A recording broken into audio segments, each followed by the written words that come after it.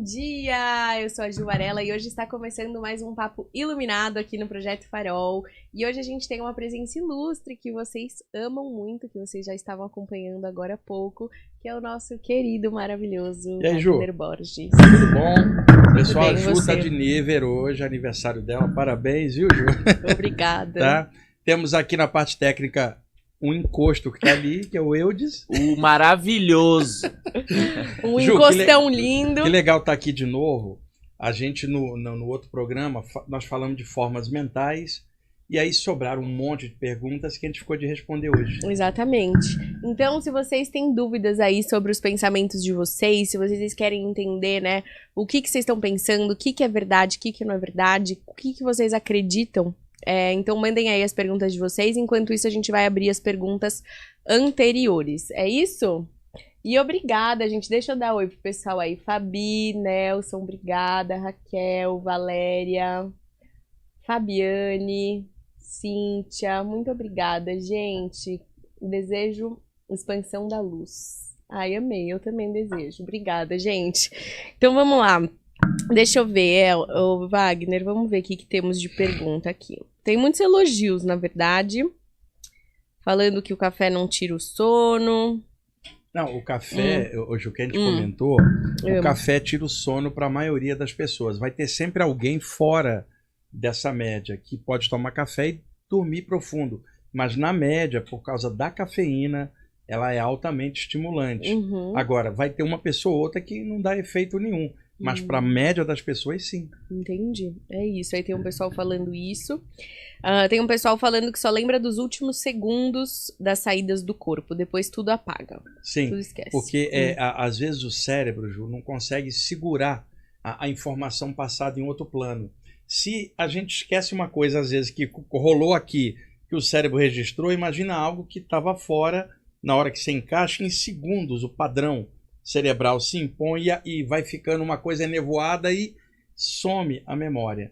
E, além disso, a pessoa pode encaixar no corpo, apagar. Quando ela acordar horas depois, o cérebro já misturou vários sonhos por cima.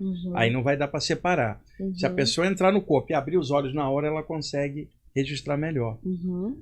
Interessante. E a sua mente, ela vai para a projeção astral junto com você? Na verdade, a gente está encaixado aqui. O corpo é um invólucro, um veículo de manifestação. Tipo, nós somos o taxista, o veículo é o táxi. Então você está dentro do veículo, você deixa o veículo parado e sai. É você o tempo inteiro.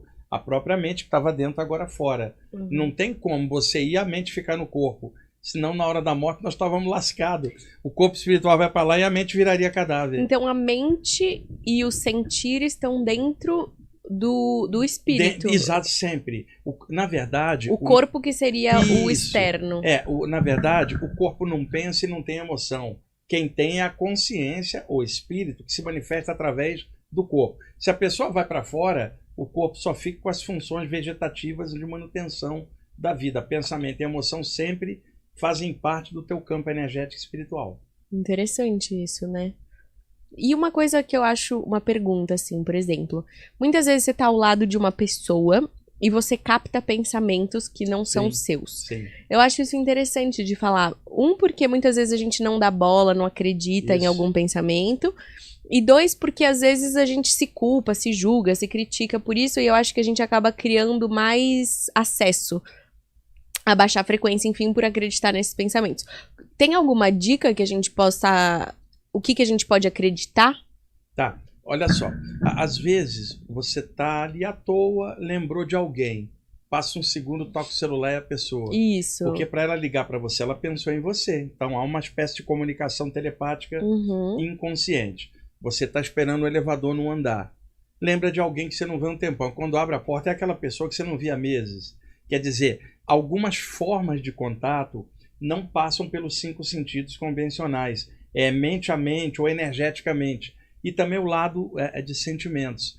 Você pode ter, por exemplo, supõe que você está aqui fazendo o programa e o eu está ali muito triste com algo pessoal dele. Só que ele não está manifestando isso, é um problema dele. Ele aqui está brincando, está fazendo as coisas, mas por dentro ele está remoendo alguma sensação afetiva estranha. Por exemplo, você está aqui e de repente como está ligado energeticamente aqui, você começa a sentir parte do que ele está sentindo. Como é que isso poderia vir? Uma angústia sem motivo, ou vontade de chorar sem motivo. Às vezes você está captando de uma pessoa que você não sabe o que está dentro dela. Da mesma forma, você pode captar isso de uma presença extrafísica, um espírito aí desses apegados, cheio de encrenca emocional, você às vezes capta algo. Da mesma forma, a parte mental. Às vezes a conexão com isso traz, vamos chamar assim, caquinhos de pensamentos do outro que se misturam no teu fluxo mental. E aí você fala, isso aí não parece meu, mas parece um pensamento, mas ao mesmo tempo não é meu. Então, telepaticamente, a gente tem mais comunicação inconsciente do que a gente precisa. Por isso, é preciso arejar a mente. Uma das coisas que mais ajuda, Ju, para quem souber trabalhar, é ampliar a aura da cabeça com luz amarela. Imagina que a cabeça está dentro de um sol e mantém esse sol quente e pulsante por uns 5 minutos todo dia. O que vai acontecer? A aura da cabeça vai ficar mais forte. Então, ela filtrará melhor os caquinhos que vêm de fora e que se diluirão no campo energético. Mas as pessoas não sabem fazer isso, nem se atentam para isso. Então, a aura da cabeça das pessoas é permeável a muita coisa. Quando você enche luz a sua cabeça, ou os chakras da cabeça, com calma, todo dia um pouquinho, você elimina parte dessa influência. Nunca vai ser total, porque nós estamos num mar mental de possibilidades com as coisas, mas pelo menos você fica mais estável com os seus próprios pensamentos. É super importante isso, né? Porque acho que esse discernimento do que é seu e do que é do outro. Sim. E também das emoções, né? Porque primeiro vem através da mente e depois vem através das emoções. Porque vai pelos chakras, né? Quando entra na mente é aqui, quando entra pelas emoções, ou cardíaco ou umbilical. O cardíaco é a parte mais afetiva, o umbilical é aquela parte mais grosseira. Picuinha, ciúminho, raivinha. É diferente de amor, alegria e outras coisas, né? Então, estudando chakras, a pessoa percebe que cada um deles tem uma característica. O mais mental é esse aqui. Esse aqui é mais consciência, esse aqui é mais mente, esse aqui é mais a parte afetiva e esse aqui é a parte mais grosseira nossa, emocional. E nós somos o conjunto disso tudo. Na média, vai dar um padrão médio do que a gente pensa e sente. Entendi. Na aura. Maravilhoso, perfeito. Deixa eu ver, tem mais perguntas por aí? Muitos parabéns, muito bom, obrigada, gente. Ju é famosa. Ju, só para completar, eu falei luz amarela na cabeça. A luz amarela ou dourado tem um poder de limpeza de formas mentais muito grande. As pessoas estudando essa área, elas vão ver essa informação por vários outros autores. O amarelo é cor de inteligência clara, clareza mental. Então é uma cor excelente para a pessoa fazer uma manutenção.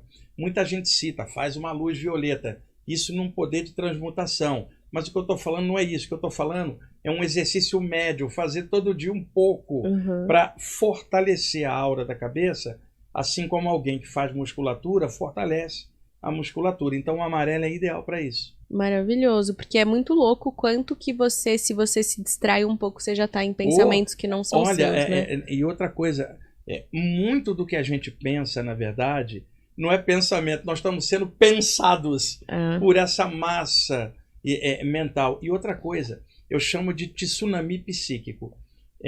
Ocorre uma tragédia. A notícia é muito rápida, o mundo inteiro fica sabendo daquilo. Então, muita gente começa a pensar naquilo e gera uma massa de formas mentais coletivas de um evento traumático, seja um terremoto, uma guerra. Deixa eu dar um exemplo mais próximo da gente. Na rua da feira do teu bairro, tem uma senhorinha ali que, sei lá, vende milho, pastel, sei lá. Todo mundo adora ela. Pegaram um criminoso ali na rua, sei lá, um estuprador, uma turba vem batendo no cara, atravessando a feira para levar ele para a delegacia. E os caras ali já batendo no sujeito.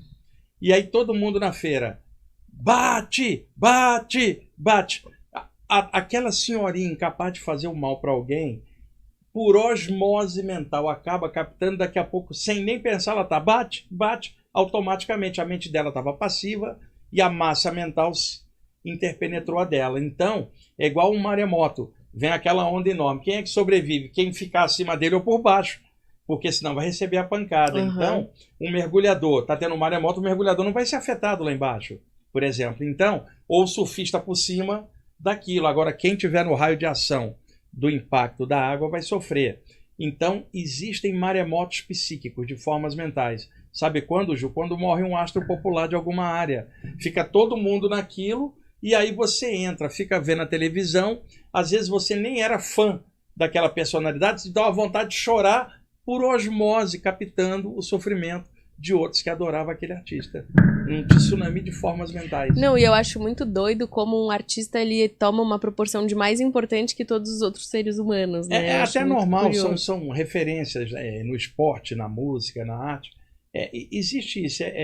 O problema todo é que a gente cria uma fantasia com alguém assim, esquecendo que ela vai no banheiro também. Exatamente. Ela pode ter uma arte que você admira, uma habilidade, mas ela é pessoa, ela tem defeito. Então, se você coloca no pedestal como ídolo, você coloca numa condição acima da média das pessoas. Por exemplo, eu tenho uma teoria. Por que muitos astros do rock se entopem de droga, por exemplo, ou de álcool? Por quê? Eu dou um exemplo. O cara tá ali no palco, o artista, e aquela multidão, toda essa energia vem, ele se sente poderoso, forte. Quando ele sai dali, vai para casa e tá sozinho, dá um gap, porque ali no palco ele era o artista, na casa dele ele é pessoa, e ele começa a sentir falta daquela energia. Isso dá um gap interno. O que ele faz? Vai compensar na droga ou no álcool para preencher. Então, o que uma pessoa dessa teria que fazer? Ter um grupo familiar de suporte na volta para ele se sentir pessoa, para não embolar com o personagem ou artista que ele é no palco. Então, um grupo familiar coeso, um grupo de amigos que seja amigo, não fã. Podendo até ser fã, mas é amigo brincando como pessoa, porque dá suporte, a pessoa não vai sentir o vazio. Total. Então, muitos astros de áreas diferentes se entopem de droga ou álcool para preencher esse vazio que fica, que é a falta da energia do público, que é muito maior do que a dele individual. Que ali ele é artista, aqui ele é pessoa. E fora alguns que sentem depressão por causa desse hiato, vamos chamar assim. Se uma pessoa dessa tem um grupo familiar tranquilo, faz meditação, por exemplo, ela, se basta por si só, ela sabe que ela não é aquela energia toda do palco, ela é pessoa. Mas se ela está bem como pessoa, ela interage bem com o personagem que ela é. Se não tiver essa interação sadia, o próprio personagem esmaga a pessoa e aí ela entra nesses... Em parafuso. E eu lembro uma vez que eu tive uma aula de semiótica com um professor que ele falou uma coisa que me marcou muito da Marilyn Monroe, né? Porque ela pirou com essa coisa da sedução, de tudo que ela era e tal. E ele falou uma coisa que me marcou muito. Ele falou, ela entrou em parafuso porque ela não conseguia perceber que o público dela amava alguém que não era ela. Exatamente. Então ela entrava em parafuso por isso, porque ela não era amada, ela de fato não era, a personagem dela exatamente. Era, fora né? Que ela como mulher naquela época, o machismo muito maior, ela era tratada como objeto. Exatamente. Isso também pelo personagem que ela era em público, era uma mulher muito bonita, muito sensual. Ninguém vê ela como pessoa. Exatamente. Isso dá um gap interno. Imagina, você não existe, né? Exatamente, por mais que você exista, você não existe. Porque exatamente. Ninguém se importa, então é muito doido. E uma coisa que eu acho interessante falar também sobre o magnetismo dos pensamentos, né? Como que funciona esse processo de atração? Porque quando a gente medita, a gente entra num espaço de remanso, como você fala. Quando a gente tá em situações em que a energia tá totalmente aqui em cima e a gente tá com o pensamento acelerado. Qual que é como que a gente identifica e claramente meditando a gente solta, mas qual que é o funcionamento desse padrão de pensamento rápido? Olha só, o pensamento rápido, ele deixa a gente muito pilhado e inquieto e ansioso. A meditação ela acaba tranquilizando. No outro programa, o exemplo que eu dei, a mente é igual uma corredeira, produzindo pensamentos. A meditação torna a corredeira um remanso, ou seja, os pensamentos existem, mas estão equilibrados, eles não incomodam. Eu não me lembro se no programa anterior eu usei uma medida yogi, que eu acho que é legal porque pode facilitar. Dentro de alguns sistemas hindus, como o Samkhya e o Yoga, se divide as energias em 3 qualidades. Rajas, que é o que estimula a atividade, Tamas, que é o que paralisa, e Sattva, que é o que equilibra. Então, se uma pessoa está muito agitada, ela está na qualidade de Rajas, que é estímulo, você fala ela está rajásica. Se ela está na inércia, você fala ela está na qualidade de Tamas, que é tamásica. E se ela está equilibrada, você fala está na qualidade de Sattva, ela está sátvica. Quando a gente está agitado, a mente está rajásica. Quando a gente está tonto ou na inércia, está tamásica. Quando você está na meditação, você está sátiva, que é o ponto de equilíbrio. Então, tudo que levar você para sátiva equilibra você em relação às coisas, né? Uma coisa é um atleta correndo, preparado. Outra coisa é a gente sair um domingo para correr e distender a musculatura. Então, o atleta é sático, a gente está rajásico ou tamásico. Então, a gente pode classificar a mente nessas 3 condições de energia. Quando a mente está muito ansiosa e agitada, rajásica, ela tende a atrair para o campo mental tudo que tiver relação com o padrão de pensamento. Ou seja, semelhante atrai semelhante no nível mental. Se você está rajásica e ansiosa, a tendência é atrair formas mentais de outros também. Como a humanidade é bem rajásica, briguenta, violenta e ansiosa, ficar ansioso te liga com a ansiedade da humanidade inteira e te pilha mais ainda. Em contrapartida, o tamas, que é a inércia. Deixa eu dar outro exemplo. Uma pessoa que briga muito, rajásica. Uma pessoa covarde que nunca toma decisão, tamásica. E uma pessoa que sabe a hora de lutar e a hora de ficar quieta é sátrica. Então, quando a gente está numa dessas 3 modalidades mentais e energéticas, a gente está na faixa daquilo. Então, tudo que te levar para a sátiva, que é o equilíbrio, te liga a coisas sáttvicas, que nem é agitação, nem é inércia, mas o teu ponto de equilíbrio. Por isso que eu estou usando essa medida Yogi, que eu acho que ela ajuda na explicação. Sim, total. E para entender, porque são muitas nuances da mente, né? Porque, por exemplo, uma coisa que eu acho interessante de falar, quando a gente até estava falando agora antes, que ele estava falando sobre a meditação, enquanto ela tem formas, né, formas ali dentro, que é o que você estava explicando até no IPPB, e você, né, sente, sei lá, a energia divina e você vê uma imagem de Cristo, por exemplo, e quando você só sente, você tira a forma. Exatamente. A forma, ela vem pelo banco de memória da gente. Quando alguém te fala... Que é mente. Por exemplo, Jesus. A tua mente vai buscar em frações de segundo a imagem histórica que você ganhou ou religiosa. Está na mente. Então você pode imaginar um cara na cruz, por exemplo. Mas se você quebrar esse padrão mental de forma e tentar sentir aqui... Talvez você sinta um grande amor que não associe com a ideia de cruz, nem sofrimento, nem um cara barbudo, e sim com o amor, que é o que Jesus representa. E outra coisa, Jesus viveu há 2000 anos, pelo menos aqui fisicamente. Extrafisicamente, o corpo astral, ele muda a aparência de acordo com como a pessoa quer. E naquela época, Jesus estava num corpo do Oriente Médio, cabelo à moda nazarena, barbudinho. 2000 anos depois, se você vê Jesus... ele pode estar com um formato energético, e não, agora tendendo a plasmar aquilo para você perceber, ou você imaginando que é daquele jeito. Mas eu não imagino Jesus como um cara barbudo lá em cima. Eu imagino como uma grande luz cheia de amor que um dia ocupou um corpo humanoide aqui. Mas as pessoas vão usar a referência que a mente dela está trazendo. Então, quando você faz uma meditação, um pensamento, que ele tem uma forma, isso em sânscrito, na meditação, era chamada meditação saguna, a mente criando uma forma. E qual é o objetivo? Transcender a forma e ir para o sem forma, que em sânscrito é nirguna. Então, na meditação, é muito difícil uma pessoa ficar sem pensar nada, porque a mente vai criar imagens correlacionadas, mas em algum momento vai haver uma transcendência da mente para algo sem forma, que não significa necessariamente parar o pensamento, é torná-lo sátvico. Porque tem gente que fala, eu parei o pensamento, não parou, ela tornou ele sátvico. E diferente do pensamento rajásico e tamásico, parece que ela está num estado de não pensamento, que não é não pensamento, mas o estado da mente sátvica. Isso explica, eu estou usando a base Yogi, que tem milhares de anos de experiência dentro da prática meditativa. Não, e eu acho perfeito isso, porque às vezes a gente não sabe os níveis de pensamento, e tem vários pensamentos que nos colocam em estados de expansão mesmo, né? Que tem esse nome aí que eu não consegui gravar. Sátiva, né? Você falou? Sátiva. Tamas, Rajas e Sátiva. Tamas, Rajas e Sátiva. Eu uso muito essa referência que eu acho que facilita a explicação. O nome não muito. E na área das emoções também, a gente pode classificar do mesmo jeito. Então, por exemplo, o eu de estar ali está triste. Você fala, ele está tamásico. Por exemplo, tamas. Aí a gente, no outro dia, ele está irritado, a gente fala, ele está rajásico. Né? Agora, a gente não vê ele sátivico. Que seria no ponto de equilíbrio. Por enquanto ele tá quase lá. Quase lá já é melhor. Ô, Wagner, mas assim, você não acha que o Eudes melhorou?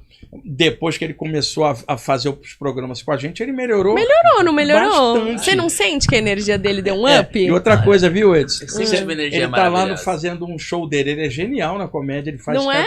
Ele tá lá fazendo um show, Eudes. E a plateia tá ali, a plateia tá sem rir, meio assim. Você fala, essa plateia tá tamásica.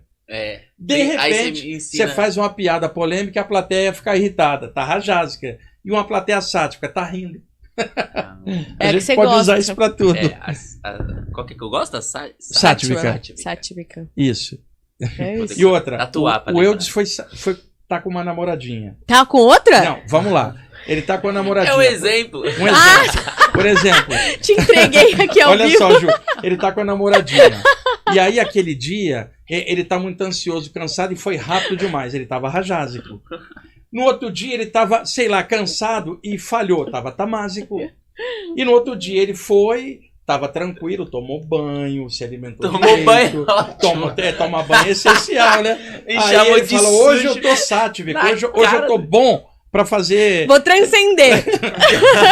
Né? Quando ele tá sático, a moça fala assim, gostosura ou travessura? Ele fala, travessura, é claro. Né? Porque ele tá sático. Então eu tô sempre assim. Tá sempre assim? Tô tá sempre bom. sático. Ai, Wagner, você é muito engraçado. Eu e o Daniel, a gente correndo você da sua historinha do Adão e Eva sem umbigo. Essa história do Adão e Eva, eu posso contar aqui? Você fica à vontade. Tá. A minha Você mãe já sabe a história? Era evangélica. Eu já contei tanto isso. Queria queimar meus livros em nome de Jesus. E antes que alguém fale que eu estou criticando, não, estou contando a história da minha família. Fato. E a minha mãe queria queimar meus livros em nome de Cristo, né? Eu entrava com um disco do Led Zeppelin em casa, ela achava que Led Zeppelin era do diabo. Você tem uma ideia do atraso da minha mãe, que era uma pessoa ótima, mas era fanática religiosamente. E aí ela levava um pastor em casa para o pastor tentar me doutrinar. Eu adolescente, você sabe, adolescente ele crica com alguém que vem com autoridade. E aquele pastor era arrogante, ele só falava, nunca escutava. Então, eu estudando a Bíblia, eu pegava vários pontos para contrapor o fanatismo dele tentando me doutrinar. E eu tendo saídas do corpo que já tinham me mostrado uma outra realidade. O pastor falava assim, Wagner, por que você não aceita Jesus? E eu falava, eu aceito Jesus, eu não aceito você. Você não é Jesus? Tão arrogante que ele não entendia a diferença, né? Nossa. E aí eu procurava perguntar coisas que ele não soubesse responder para ele parar de me encher o saco. Então, uma das coisas que eu perguntava, e isso muita gente se questionou, o Gênesis, a Bíblia, você não pode pegar aquilo ao pé da letra. É uma super metáfora. E outra, a Bíblia tem vários pontos legais, mas você não vai poder pegar ao pé da letra. Pega o espírito, não a letra. Todo mundo fala isso. Então, você tem um umbigo, porque você passa 9 meses dentro do útero da mãe, recebendo nutrientes pelo conduto umbilical. Na hora do parto, você é expelida pelas contrações uterinas para fora. Vem um profissional da medicina, um obstetra ou obiatra específico em parto, parte a conexão, sobra o coto de cordão umbilical que dias depois, quando cai, a marquinha é umbigo. Ou seja, Ju, para você ter umbigo, você precisa ter tido mãe e cordão umbilical. Adão saiu da terra, ele não teve mãe, Adão não tinha umbigo. E a Eva saiu da costela, também não tinha umbigo. Então eu perguntava para o pastor, me explique o umbigo de Adão e Eva que eles não tinham. E ele me dizia, isso é mistério divino. Eu falei, não é mistério não, o senhor não sabe explicar, e se o senhor não sabe explicar, como é que vai me explicar qualquer outra coisa? E aí, quando eu usava esses contrapontos, ele parou de encher o saco. Ele disse para minha mãe, ele está lendo a Bíblia, ele não é tão mal quanto a gente pensava, mas eu tive que usar a própria Bíblia. Eu sempre raciocinei, Deus me deu cérebro, eu vou usar. Então, a história de Adão e Eva, ela não passa pelo crivo da razão e do bom senso, porque os dois não tinham umbigo. É só um exemplo que eu estou pegando de uma coisa supérflua, para não ficar pegando as coisas ao pé da letra. Então, estava contando isso, que eu enfrentava o pastor da minha mãe com este argumento, que não há saída, não há ninguém que possa te dar essa resposta, vai cair naquele eufemismo, é mistério divino. Não, simplesmente não tem lógica. Tá? Então não dá para pegar o pé da letra, o conteúdo é simbólico e a pessoa tem que saber filtrar. Maravilhoso. E eu queria te fazer uma pergunta também. Gente, mandem perguntas, quem tiver pergunta por aí. Tem perguntas, Eudes? Tem. Tá, então vamos fazer uma vai pergunta. Lá no início, Eudes, e vai selecionando. Apesar que não são muitas. Então vamos lá. Queria te fazer uma pergunta. Quando você está em estado meditativo e você traz informações, por exemplo, como se algum ser acopla ou te envia informação através da mente, Como que funciona esse processo? Você precisa elevar a sua vibração a um ponto que você chega em sátiva para você poder receber essa informação. E assim, eu percebo que às vezes essa informação ela vem através da mente, às vezes ela vem através do corpo, às vezes ela vem através do sentir. E às vezes ela até vem através do externo, sei lá, que você ouve um barulho e você entende alguma informação. Como que é esse processo de leitura? Ele é telepático? Pelos chakras. Você acabou de falar. Às vezes ele vem pela mente, às vezes pela emoção. Pega os chakras. Os dois de cima, mente. Garganta até umbigo, a parte emocional. E os dois de baixo, a parte física. Então é possível que esteja mais sensível numa área e por ali você capta mais fácil a informação. Que no fundo sempre vai vir para a mente. Em uma fração de segundo. Agora a maneira de você perceber... ela entra com energias diferentes. E aí, dependendo de como você está, pega um chakra ou outro. Então, por exemplo, você está com um sentimento legal, bem sátivico, vamos chamar assim. Isso abre a possibilidade de você captar coisas sátívicas que vão entrar por aqui. Então, por exemplo, um ser elevado, amoroso, ele emana uma energia que não é pensamento, é um conjunto de pensamento, amor integrado. Se isso bater aqui, vem como uma ideia, mas como você está num momento de sentimento ali, vai vir aqui como uma onda de sentimento que sobe e ilumina a mente. Você fala, meu Deus, que inspiração que eu tive. Então, a percepção vai pelos chakras principais. Entendi. E aí a nossa mente faz o trabalho de tradução. De tradução e adaptação. Sentido. Vamos dizer, usar um trabalho de edição. Em frações de segundo, por exemplo, para a gente sentir um cheiro... tem que algo liberar moléculas pelo ar e o nosso olfato no nariz, nosso sentido do olfato captar. Se tem ali o Eudes não tomou banho, lembra? É verdade. A gente sente aquele cheirinho de nhaca vindo dali. Tá vindo pelo, né, se propagando. Agora o Eudes está desencarnado, ele não tem como liberar cheiro. Mas aí você fala... não tem mediunidade de aí cheiro. É que tá. Você fala assim, estou sentindo o cheiro do Eudes enquanto espírito. Você não está sentindo cheiro.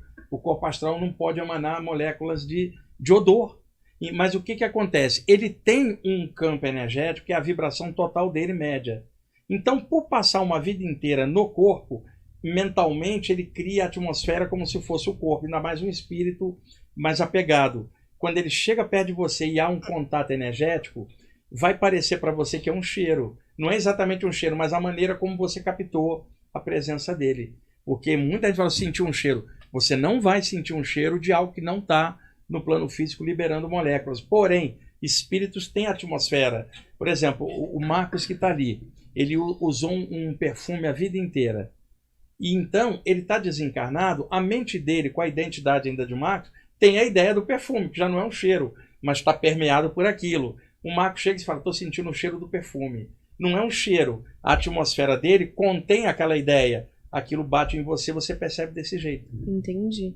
E uma dúvida que eu tenho também, por exemplo, quando você vai meditando mais, você vai abrindo espaço e você vai tendo mais clareza dessas informações que chegam, né, dos pensamentos, tudo isso que a gente tá falando. Uma pessoa que não tem esse trabalho meditativo, né, e tô dizendo assim, que não tem, porque tem gente que não medita, mas tem, né, tô dizendo assim, uma pessoa que não tem nenhum trabalho. Ela também está recebendo essas influências o tempo todo. Inevitável. Porque nós estamos imersos em ondas mentais. Mas, de repente, ela percebe menos ou ela trabalha... Ela passa batido daquilo. Ela é influenciada, mas ela não tem a percepção disso. Ela só não é consciente. Por isso a maioria das pessoas é pensada. Ela não pensa por ela própria. Ela é um reflexo. A mente dela está sempre passiva, recebendo ondas mentais que influenciam ela a pensar igual. Ela não consegue ter um centro de gravidade mental que ela possa perceber por ela mesma e filtrar as coisas por ela mesma. Ela fica dentro da massa coletiva, entra e ela tem um padrão igualzinho de todo mundo, porque ela não consegue ter um padrão individual limpo dela mesma.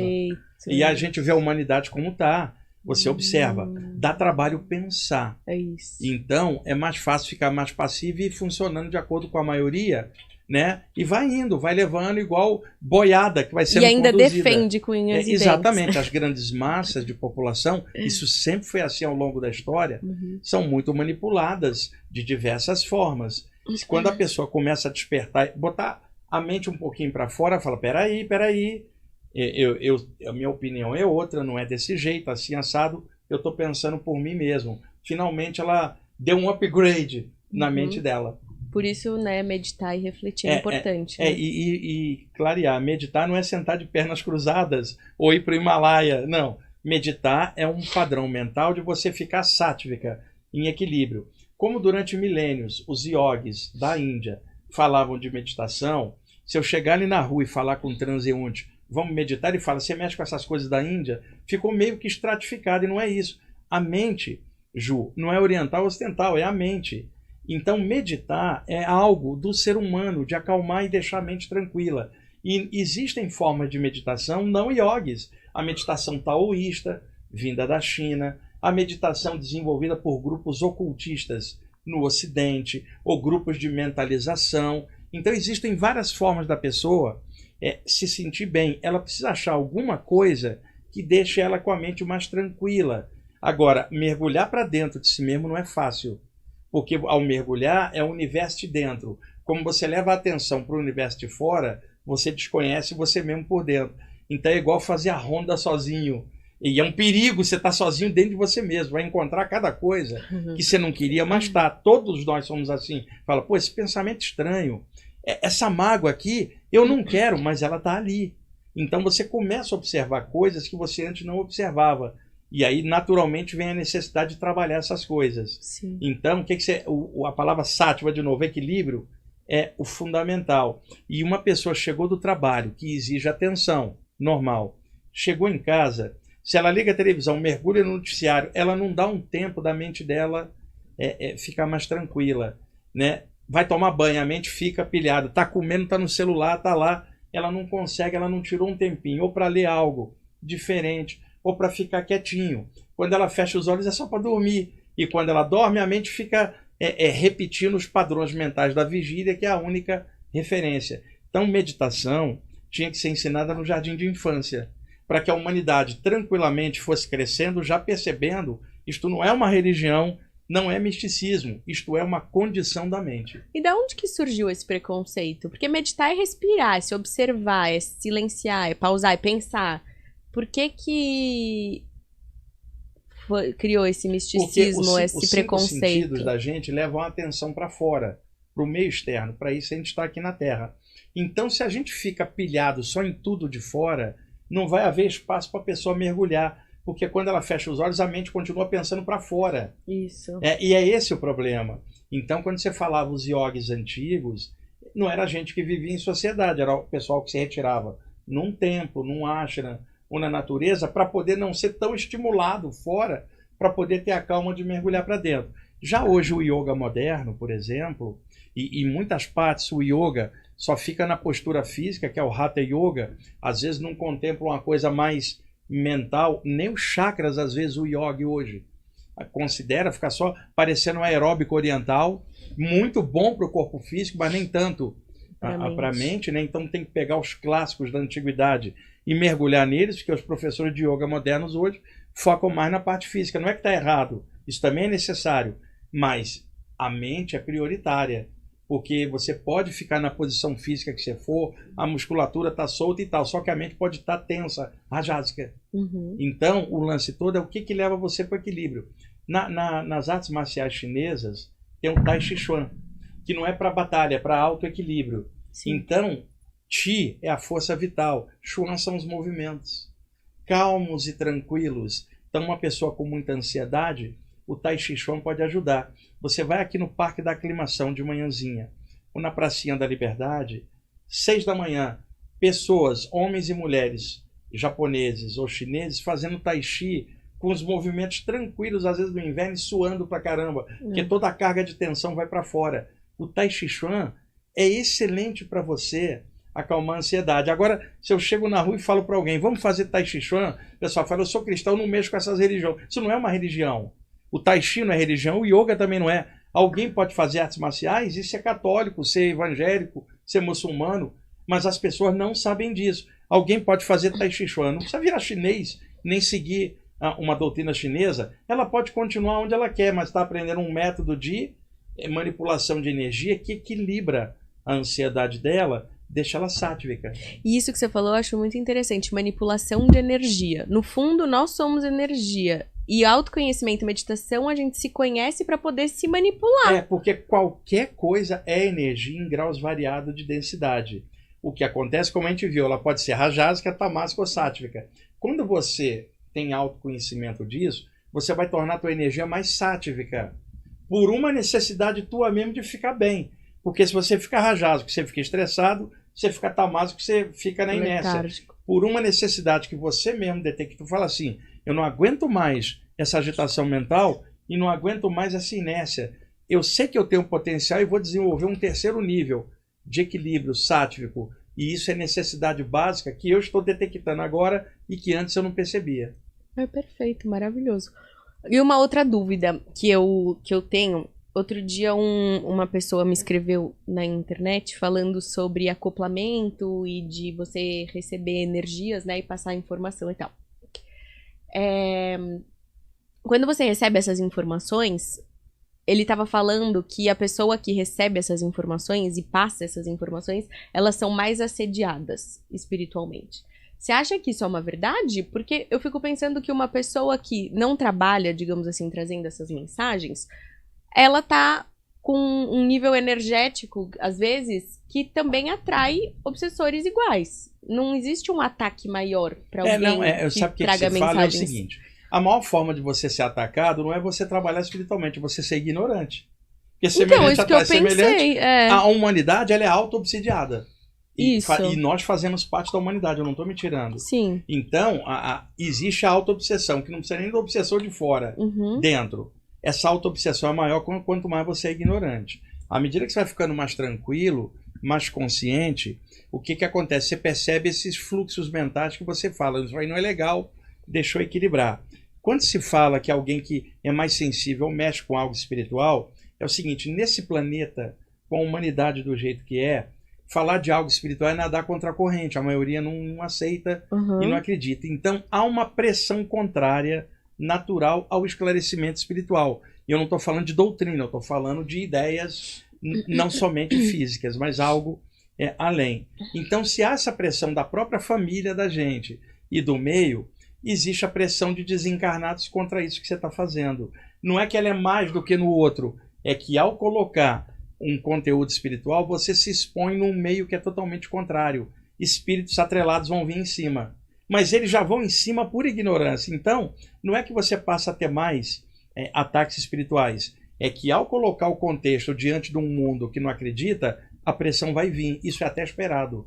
É normal, mas eu sempre falo pro pessoal, você pode ser atacado porque está fazendo algo legal, mas você já é atacado se você também não fizer nada. É isso que eu penso. Porque nós estamos num planeta que tem obsessão. Então é melhor eu ser atacado porque eu estou fazendo algo legal do que ser atacado porque eu não estou fazendo nada e estou cheio de encrenca. Então isso acontece porque você está falando de espiritualidade num lugar que é contra. Já o próprio meio material é contra. Espiritualmente tem um monte de espíritos também atrasados que vão vir contra. Isto é normal. Então faz parte do esclarecimento. De ao esclarecer aqui, você está esclarecendo em volta. Você está melhorando a humanidade a partir da sua própria melhoria, clareando espiritualmente. Ninguém deve ter medo de assédio. O que deve ter medo é de não estar fazendo nada. Está rajásico ou está másico. Alguém que está sátvico, não espere compreensão de um mundo que é rajásico ou está másico. Porque se você tiver sátvico, como eu já citei antes, no outro programa, você está no hospício, Ju. Você está lúcida. Os loucos te olham e falam assim, aquela Ju é estranha, porque você está lúcida. Nós temos aí a Terra, que é o manicômio do sistema solar, cara. Todo mundo zoado. Se você tentar ficar sático, eu ia falar, essa menina é estranha. Você chega ali para um pessoal que está todo agitado e fala, vamos meditar. O pessoal vai te olhar como se fosse algo estranho. Mas você não está errada. O meio é zoado. Eu sou meio estranha mesmo, no grupo das minhas amigas. Imagina, Ju, eu tendo saído do corpo, mexendo com a parte espiritual esses anos todos. E eu entendo o ceticismo do mundo e também estou tão tranquilo que eu não pretendo doutrinar ninguém, nem convencer ninguém a nada, porque é questão de tempo até todo mundo passar pela morte. E você acha que, concordo, mas você acha que a meditação porque no espiritismo, me corrija se eu estiver errada, a gente está indo para uma terra de regeneração. E dentro dessa terra de regeneração, que eu já ouvi falar, que eu posso estar errada, é que a gente vai começar, todo mundo vai ter a prática da meditação, e dentro dessa prática meditativa a gente vai começar a evoluir a pontos da gente trabalhar, conversar somente por telepatia, sem toque, troca de energia. Isso vem sendo falado na área espírita desde Allan Kardec, que constava estarmos num planeta de provas e expiações que, como tudo evolui, passaria para um sistema de regeneração, não tanto de prova e expiação, mas sim de avanço. Isso. Então é óbvio que a humanidade está avançando, embora não pareça. 500 anos antes a gente iria para a fogueira por esse podcast da Inquisição. Então mudou. Você acha que a gente foi em outras vidas? É possível, né? Agora, é sempre melhor ter sido jogado na fogueira do que ter jogado alguém. Concordo. Karmicamente falando, pelo rebote. Mas não pode ser também que a gente tenha posto alguém na fogueira e depois ter se espiritualizado? Também é possível.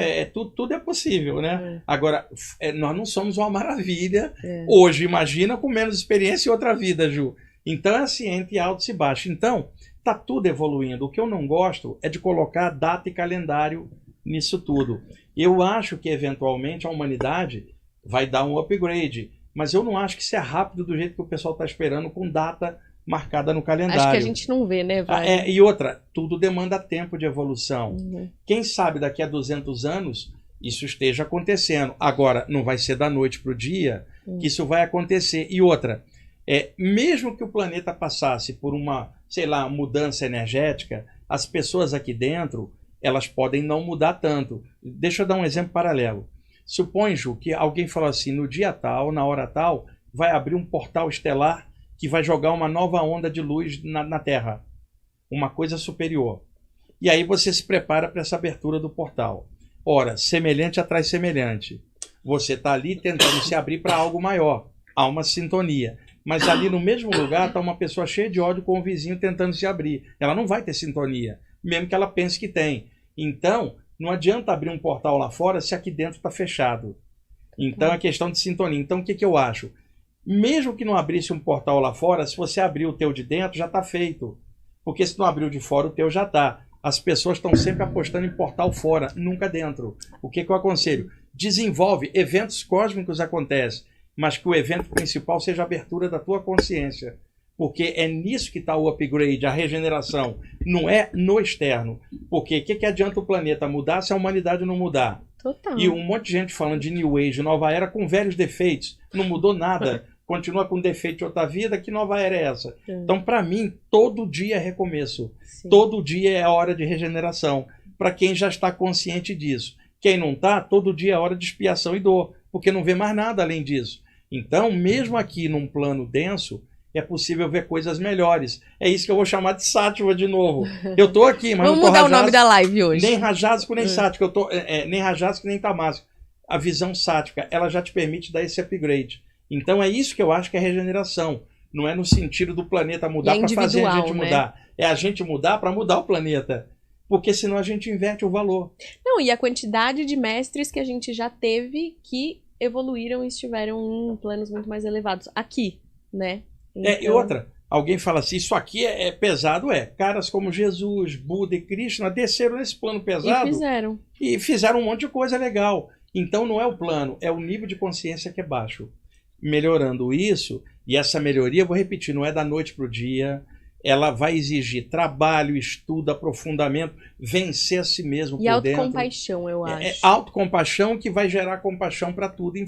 Porque não adianta eu falar em compaixão lá se eu não consigo nem ter essa compaixão por mim mesmo. Então, compaixão é um estado de consciência dentro, que transborda para fora para compaixão para os outros.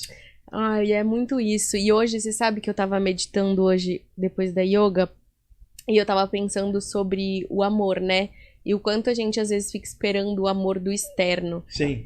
E aí me veio muito claro hoje o quanto que, na verdade, o externo ele tá dando o quanto ele consegue, o quanto ele pode, o quanto ele tem. Exatamente. Dentro das suas limitações.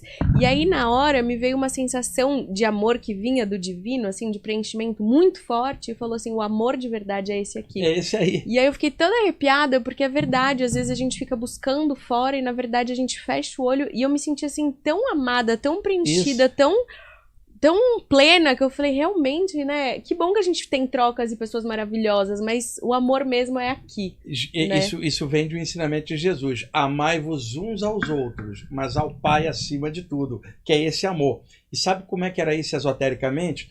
Amai-vos uns aos outros, é uma linha horizontal. Mas amar ao Pai acima de tudo é uma linha na vertical que vai dar a figura da cruz. E a sensação que eu tive hoje era essa energia mesmo, que Exatamente. descia assim e preenchia. É isso. Agora, aqui é legal ter a gente interagir em relacionamento, ter alguém, porque a gente pode atravessar a vida sozinho, mas com alguém do lado é mais agradável. Mas não vai ser alguém perfeito. Vai ser alguém que vai te refletir também. Vai ser alguém que está no limite, mas que pode ser positivo na interação com você. E aí os dois evoluem junto através do relacionamento. E podem se atrair pessoas kármicas na sua vida pra te trazer desafios Sim. só ruins? O detalhe, ou não? Isso pode acontecer, mas assim, tem que manter o leque aberto.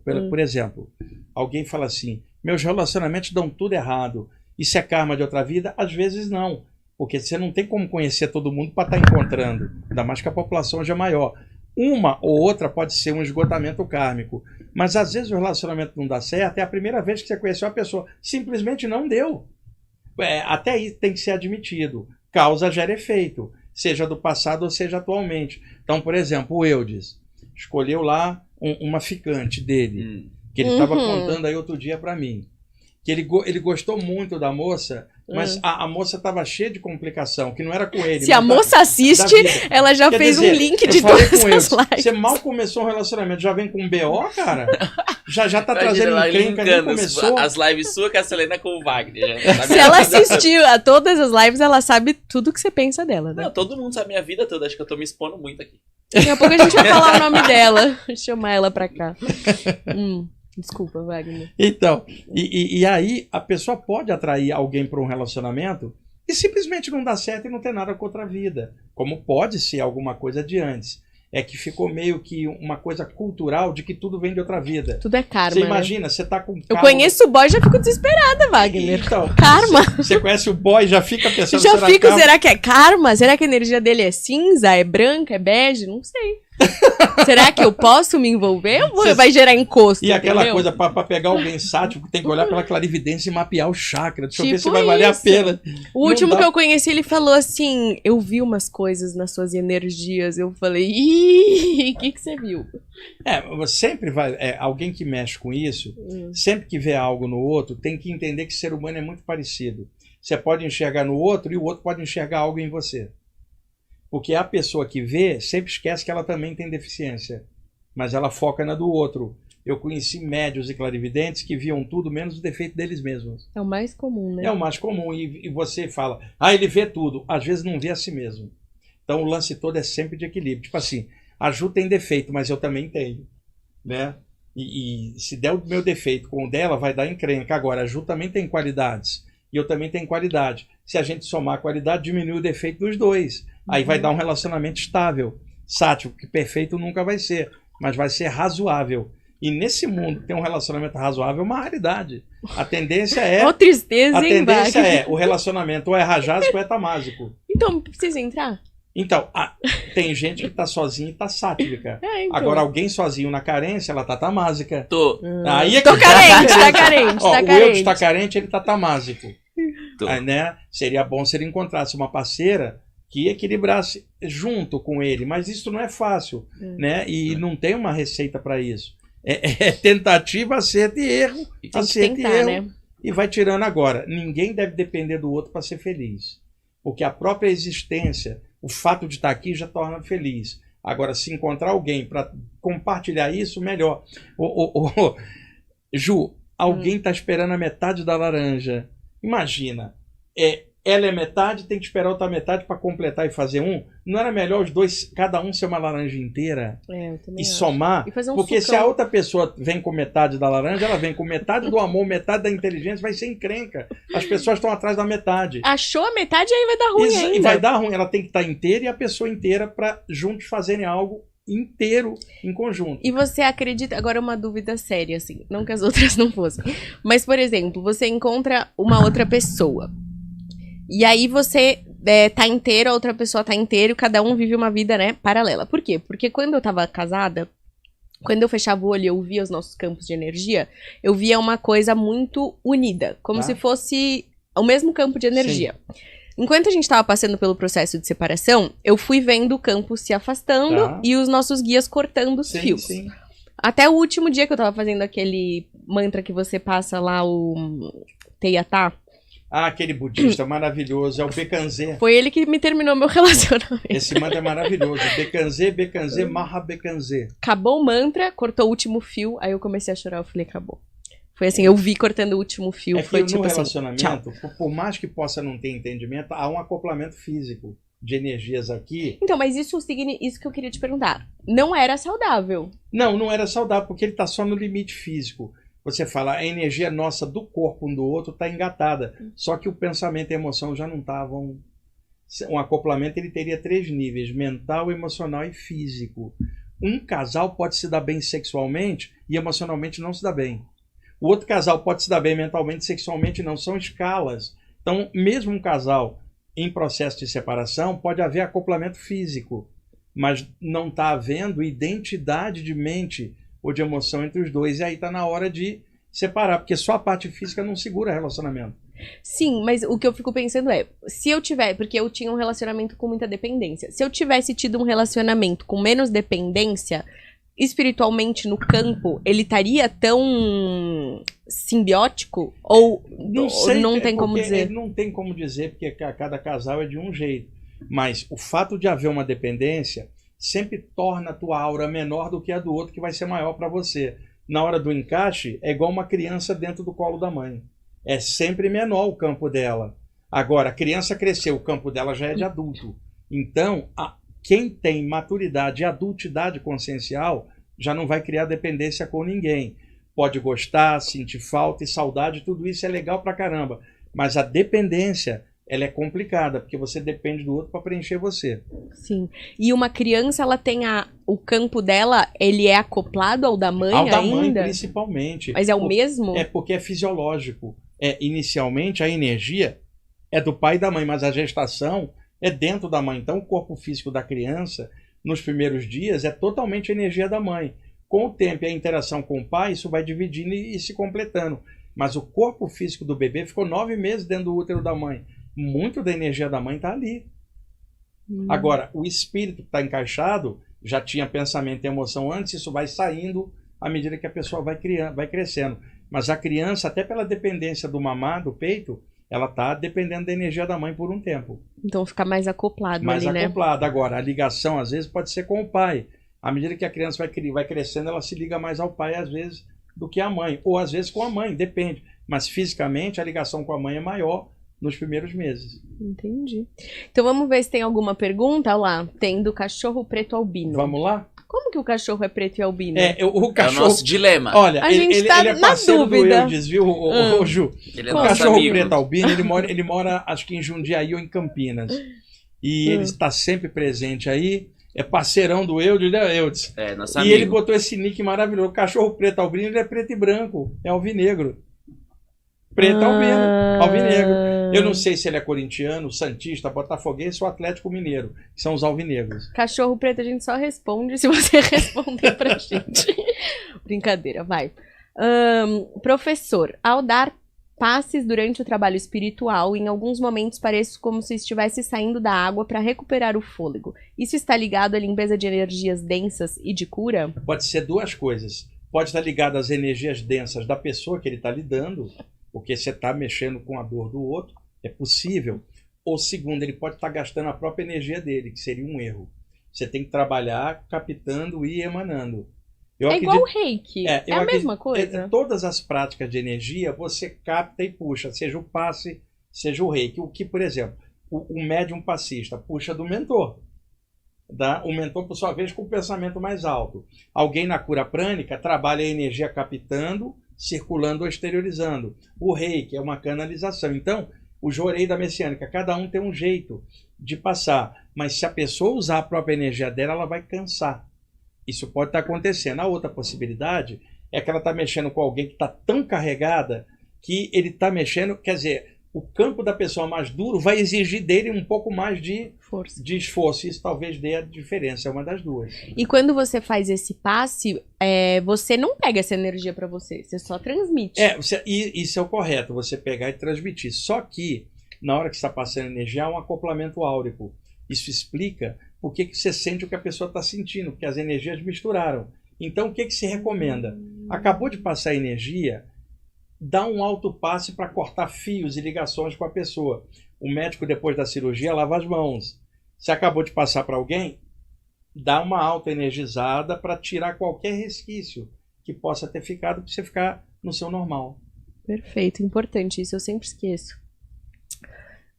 Joel Ferreira. Wagner, fale sobre os agores e sadhus da Índia. Os agores têm práticas espirituais extremas que pouca gente entende, como cobrir o corpo de cinzas e meditar em cima de corpos mortos para absorver energia. Seguinte, o que ele está chamando de agore ou sadhus são nomes também chamados de anacoretas. Sabe, historicamente, aqueles gurus que andavam de tanga, só de tanga, ou alguns nus, e o pessoal respeitava como um homem santo, são agores, os sadhus, ou você poderia chamar também anacoretas, tá?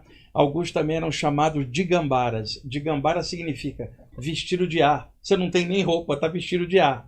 Então, alguns desses personagens antigos da Índia chegavam a meditar em cima de um cadáver, antes que se colocasse o cadáver na cremação. E isso horrorizava as pessoas. Por que o cara fazia isso? Era um tipo de extremismo, na verdade, não que fosse negativo, para provar que ele tinha vencido o medo da morte. De que ele era totalmente emancipado do apego, do medo, e que aquele é apenas um cadáver. Quer dizer, não há um medo mais daquilo como antes, ele superou. Então, sentar, meditar num cadáver, às vezes um mestre falar para o discípulo, senta do lado do cadáver e medita uma noite inteira. A mesma coisa poderia acontecer, um médico experiente do IML, chegou lá um residente, e ele vai falar assim, você vai passar a noite hoje aqui na sala junto com esse cadáver. Para quê? Para ver se você tem medo e está preparado para a profissão. Não é a mesma coisa, só um exemplo análogo. Sim. Então, senta do lado do cadáver e medita na transitoriedade da vida e que isso é uma ilusão. Até aí normal, mas alguns chegavam a exagerar e sentar em cima do cadáver. E a outra coisa, os caras que se cobrem de cinza, tirando casos de ignorância e superstição na Índia, que tem muitos, são muitos níveis de religião, o Shiva, o transformador, o transmutador, ele tem vários aspectos. Um é chamado de Tandava, que é o dançarino dos crematórios. Tipo, na Índia se crema os cadáveres há milhares de anos. Então, aquele bolo de cinza, recentemente na Covid, um país com uma densidade demográfica igual à Índia, a Covid maltratou muito a população da Índia. Muitos cadáveres eram cremados todo dia, por causa da pandemia. Então, o cadáver está aquele bolo de cinza, Shiva viria e dançaria sobre os despojos, espalhando as cinzas, significando, ele é o transformador, transformei tudo. Então imagina, a cremação do teu corpo está ali. Você está aqui apegado, a única referência que você tem é as cinzas. Eu sou o Shiva e chego para você, Ju, estou abrindo um portal, passa. E aquilo ali que você acha que era você, estou dispersando no vento. Eu quero ver você achar alguma partícula disso. Tá? Esse é chamado Tandava, que é o Shiva dispersando as cinzas. E aí ele aparece todo cheio de cinza. Toda a cinza grudada nele, fala assim, olha aqui, eu transmutei tudo, sobe, né?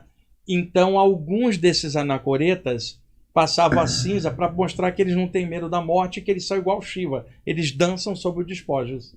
Então é isso que ele está perguntando, inclusive no meu programa, o próximo aí do dia 26 vai ser a reprise do primeiro programa que a gente fez em novembro, que foi sobre hinduísmo. E eu falo ali um pedacinho sobre o Tandava, o dançarino do crematório todo cheio de cinza. Muitos yogis, nesse nível, passaram a passar cinza no corpo para mostrar que transcenderam qualquer coisa e que morte é ilusão, é apego, nesse sentido. Entendi, nunca tinha ouvido, eu não lembrava disso, não.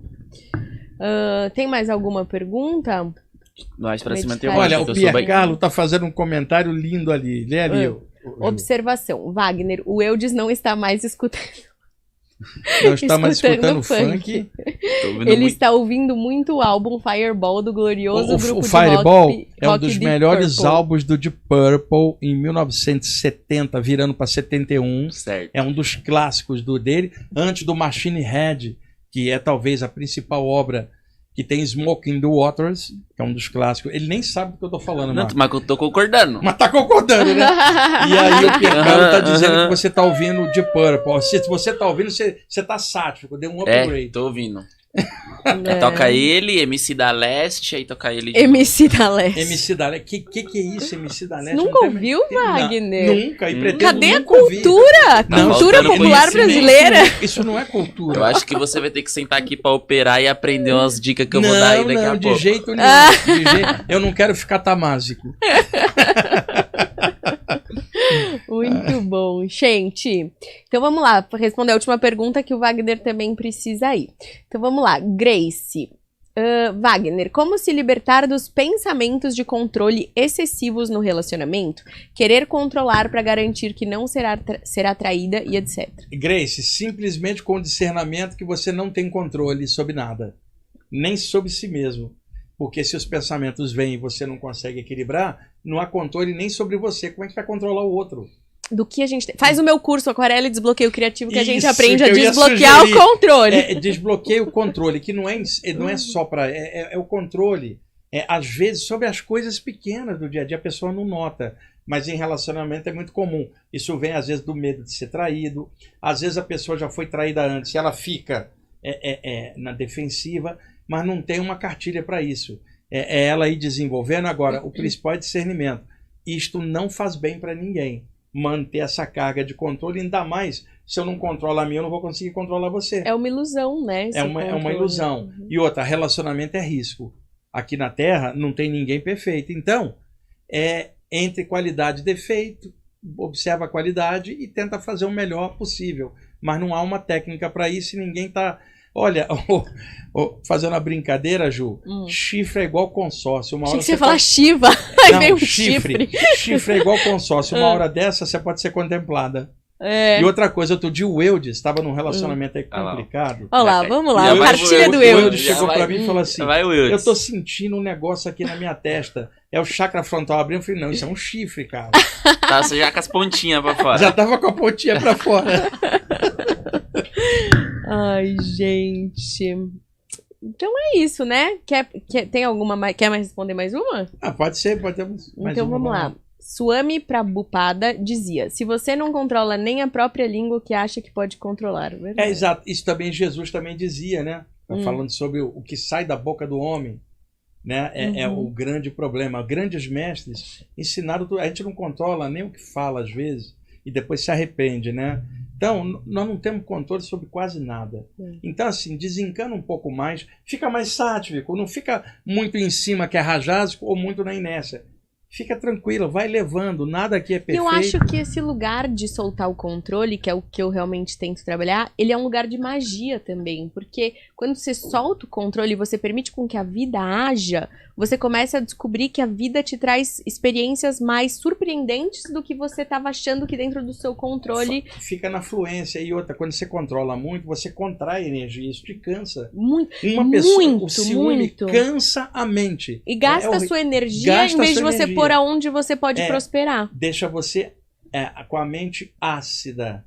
Você sabe, você deixa um pedaço de pão ali dias, ele vai ter bolor, que é naturalmente a fermentação, vai encher de bactéria e tal. Ele vai putrefar, como qualquer coisa que você deixar ali sem conservação. Muitas pessoas têm bolor mental, fungo na mente. Isso é um bom xingamento, né? Exatamente. É uma fermentação e muitas das vezes baseada na imaginação para algo que nem acontece, é a mente dela que cria.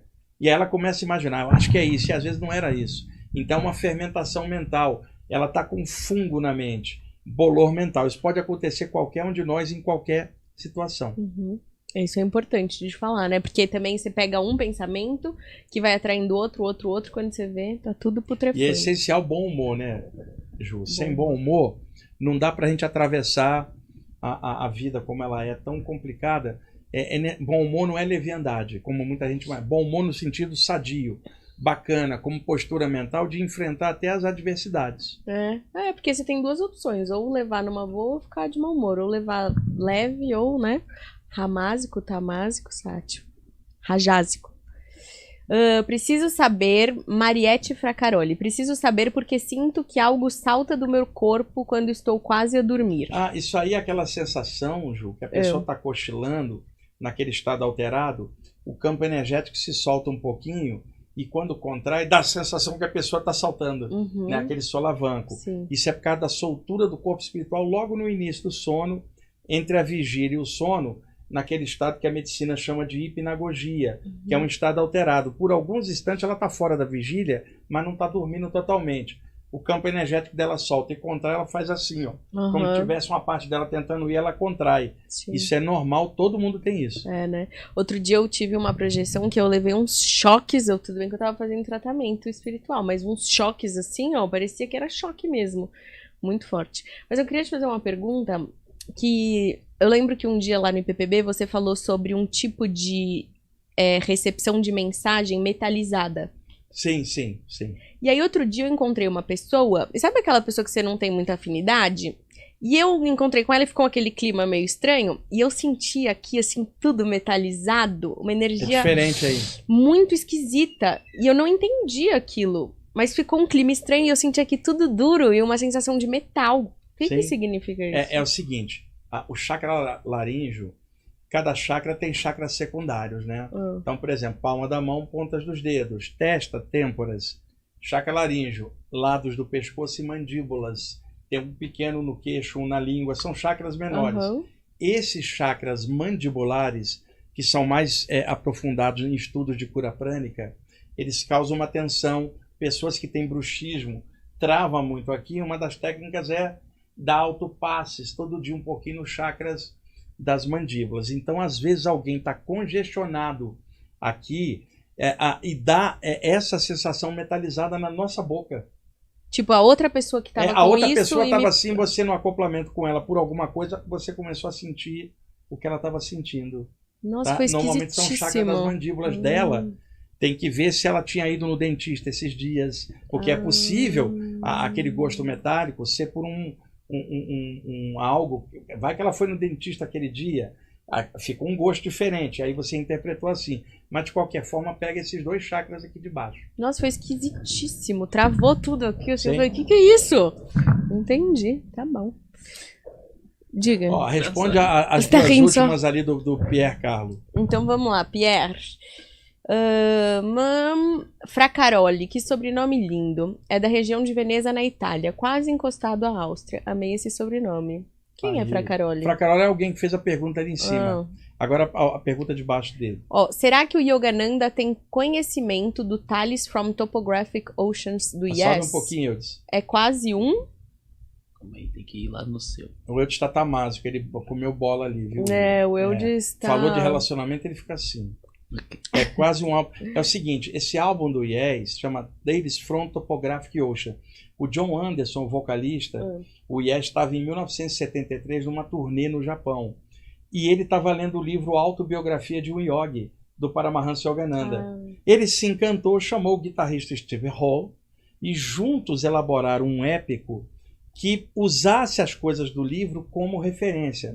Na virada de 1973 para 1974, publicaram um álbum de vinil duplo, que todo baseado no livro Autobiografia de um Yogi, que ele chamou Tales from Contos para Oceanos Topográficos, que eram estados mentais falados desde a velha Índia.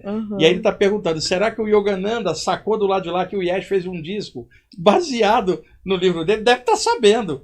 E se sabe, deve estar contente, viu, Percalo? E é um dos principais álbuns do Yes, que na época nem foi muito compreendido. Hoje, décadas depois, muitos fãs do Yes amam esse disco. Eu cheguei a fazer um artigo grande um jornal do Rio que eu escrevia chamado Metamúsica. Tem um artigo enorme que eu fiz sobre ele. Posso depois te passar o link para você ler esse artigo, que é lindo, onde eu conto essa história, como é que o John Anderson e o Steve Howe fizeram um disco baseado no Autobiografia do Yogi. Aliás, sabe o que eu quero? Aquela carta que você escreveu sobre a humildade, uma que você postou no no último IPPB também. Cara, foi aquela do pai Joaquim falando de humildade. Eu posso te mandar, eu te mando o link pra você baixar as imagens no PowerPoint, tá? Aquele dia foi muito especial, que a gente foi muito forte a energia, o tempo todo, assim, eu senti uma paz muito profunda, e foi uma coisa assim, o tempo todo vinha assim, você tá exatamente onde você tinha que estar, está tudo exatamente como tinha que estar, era o tempo todo uma coisa assim, uma paz muito profunda. E nesse dia, eu precisava trabalhar muito, e aí o Daniel, não, eu vou pra sua casa ficar com você. Eu falei, tá bom, vem. E a gente teve umas conversas muito profundas sobre muita coisa que se trouxe no coisa, né? Então foi tudo muito sincrônico, assim, foi muito, muito especial. O Daniel Varela, irmão da Ju, dono aqui do podcast junto com o Humberto, né? Donos. Dono. Ele nunca tinha ido lá no IPPB, foi com a Ju de vez em quando vai lá no grupo de estudos, e ele foi e ficou encantado aquele dia, ele adorou. Inclusive amanhã nós vamos ter a última do ano, Daniel, depois eu vou entrar de férias, se você quiser ir lá amanhã, a Ju vai estar comemorando o aniversário com as amigas, mas você pode dar um pulinho lá e aproveitar. Amanhã, provavelmente, eu ainda vou montar, mas provavelmente eu vou estar mexendo no grupo com algumas coisas de chakras e kundalini, um material que eu vou estar avaliando com o pessoal, projetando lá na tela. Isso é o grupo de estudos, pessoal, do IPPB, que são 100 pessoas, é um grupo fechado, que está há muitos anos comigo e não cabe mais. E aí eu dou aula para eles toda quarta-feira. É muito bom, é muito maravilhoso. Eu amo. Vamos falar do próximo, para janeiro? Vamos. Gente, a gente tá com uma ideia muito incrível, né, Wagner? A gente quer falar sobre o Kybalion, sobre o hermetismo e as leis herméticas, né? Isso. Dia 31 de janeiro, última quarta de janeiro, ao meio-dia.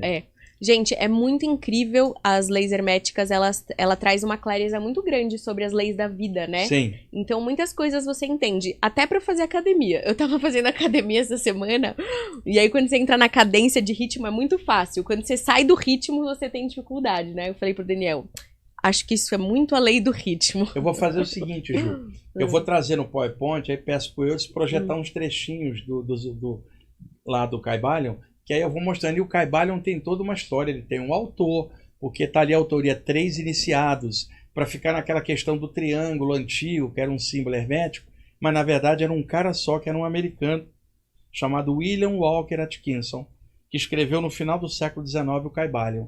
Aí eu conto a história, o lance, o pessoal do hermetismo tem um pé atrás contra o Kybalion, pra você ter uma ideia, e outros adoram. Aí eu conto essas histórias aqui para vocês. Eu adoro o Kybalion. Eu acho que o Daniel vai querer se enfurnar aqui. Então, dia 31, meio-dia, 31 de janeiro, vamos falar do Kybalion. Deve dar uns 2 ou 3 programas, viu, Júlia? Porque o Kybalion é muito profundo. É intenso, né? Mas vale muito a pena. Eu quero muito ouvir de você, porque ler sozinho aquilo ali é puxado. Então, vamos nessa. Então, gente, é isso. Gratidão vocês. Beijos pra vocês. Obrigada pelos parabéns, pelos votos. Muito bom estar aqui nesse dia especial. Wagner, gratidão por esse ano, né? Nossa última gravação do ano. Então, gratidão por tudo. Desde que a gente se conheceu esse ano, né? A gente se conheceu esse ano, 2023, há meses atrás. É isso. E aí a gente vai vir, mas o Eudes vai estar aí de novo? O Eudes? Não sei se a namorada dele não... Se eu sair, o pessoal do chat fala que eu voto. Ele tem fãs no chat. Desculpa, né? Ele tem fãs? Tem fãs. Ele é carismático, não é? Ele tem fãs. Aqui outro dia tava o Paulo, que ele tava de folga, e eu falei, acho que eu vou trazer o Paulo para fazer o programa. Não, a gente quer o Eudes, a gente é fã do Eudes. Ele o tá Eudes, derretendo corações, o Eudes, cara. Ele derrete mesmo. A carinha dele. Desculpa, né? Só não me mostro hoje pra galera porque eu já tô feio. Você nem se arrumou pra mim, Eudes. Desculpa. Mandaram, como é que mandaram? Ele me mandou mensagem hoje. Como é que você mandou mensagem? Mandaram que hoje é seu aniversário, com certeza eu vou colocar a câmera em mim, porque eu ia estar arrumado. E não tô. Ai, meu Deus. Então é isso, gente. Gratidão demais. Obrigada, Wagner, Marcos, Eudolis. E é isso. Até quarta-feira aqui. Ah, não, até amanhã, gente. Amanhã vai estar a Bárbara Sandrini aqui, que é tarotista e vai falar sobre Sagrado Feminino também. Vai ser muito legal. Então apareçam amanhã, meio-dia. É isso. Então, gente, tá aí o próximo ano. Vamos entrar de férias, né? Você vai viajar, eu também vou. Eu vou. Dá uma descansadinha esse ano, a gente trabalhou pra caramba, hein? Trabalhamos, né? A gente merece, muito, né? Merece. Ontem foi meu último workshop. Falei, agora é só curtir. É isso, gente. Legal. Então, até amanhã. Um beijo no seu coração. Fui.